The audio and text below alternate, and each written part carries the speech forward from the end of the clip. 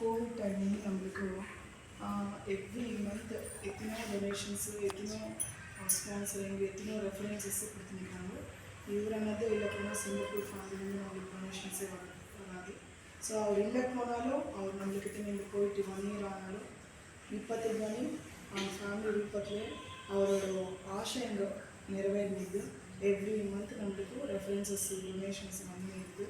So அவரோட லக்ஷ்யம் எவ்வளோ பெருசு நீங்கள் யோசிக்கணும். ஸோ நீங்கள் எல்லாருமே அவரோட பவித்திர ஆத்ம சாந்திக்காக நம்ம எல்லாம் ஒரு நிமிஷம் மௌனம் பார்க்கலாம்.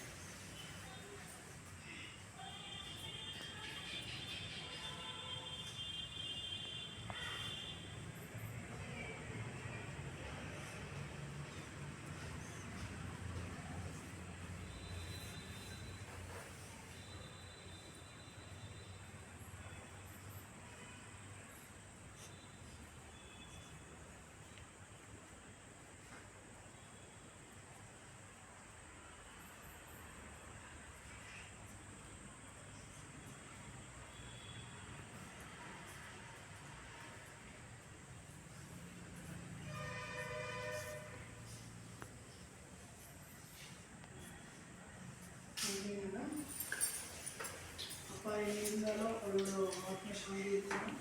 அவங்க ஃபேமிலி எல்லாருக்குமே அந்த பிளெஸிங்ஸ் இருக்கணும்.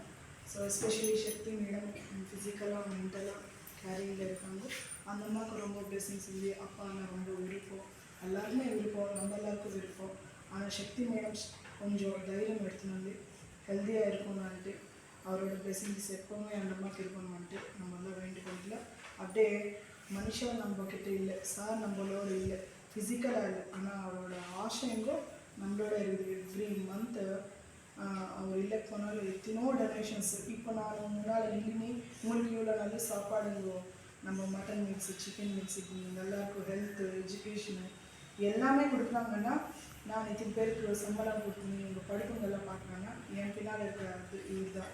ஸோ சார் இல்லை, ஆனால் சாரோட ஞாபகங்களும் அவரோட ஆசைங்களும் நம்மளோட இருக்குது.